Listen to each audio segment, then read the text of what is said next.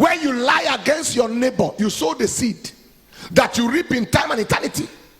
When you stole money that is not your own, you sow the seed.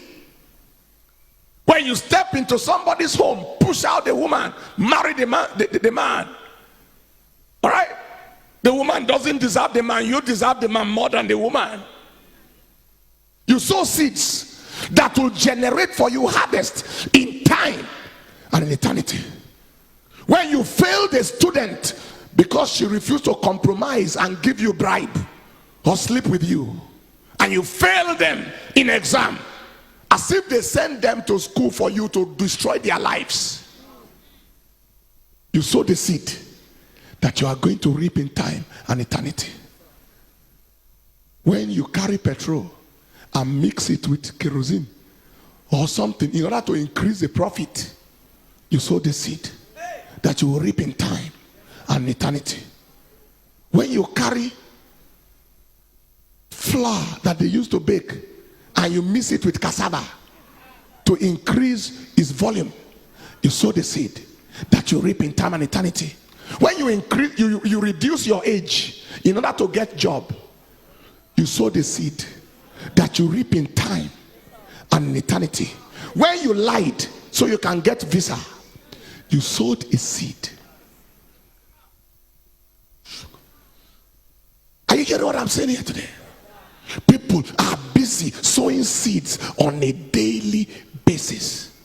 When you lie against your neighbor at the place of work so you can get favor, you sow the seed so that the person can reduce and you can increase. You sow the seed. When they sent you to buy something for your organization and you increase the price so that you and the seller can share the difference, you sow the seed that your children may not recover from. Because he said, when Naaman the Syrian was healed and Gehazi collected money from Naaman the Syrian, and he was not meant to collect, and he lied, Elisha said, the leprosy of Naaman is on you and your generation. There are people who do things today and implicate their children, even children yet unborn. You sow a seed. When you collect bribe to pervert justice, you sow a seed. A seed that you reap in time and eternity. Am I communicating? Take your seed. Beware how you live, because your living is your seeding. Living is seeding. I think it was in my 5th year in medical school. We're doing word round. I think I can remember the word 15, where I met a young man. This young man had 3 major conditions, and each of them could lead to a person's death. He had number 1, chronic liver disease of alcoholic origin. Number 2, he had constrictive pericarditis, which was also traceable to alcoholism. And number 3, he had pulmonary tuberculosis, all traceable to alcoholism. The young man was 19 years old. 19. He was in Polytechnic.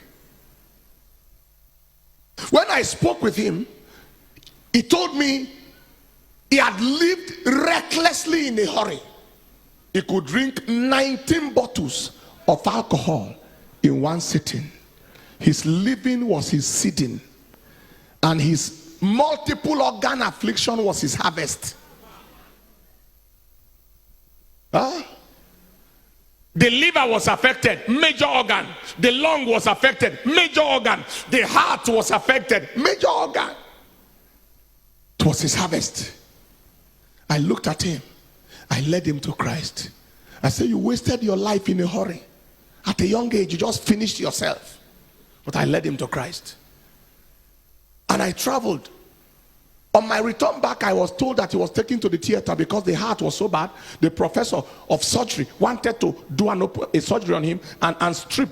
The pericardium is the outer bag, outer covering of the heart, into which the heart beats like this. And it's like, and so when it is constricted, the heart has no allowance to beat.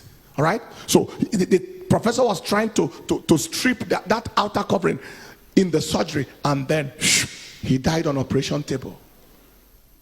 From the theater straight to the mortuary.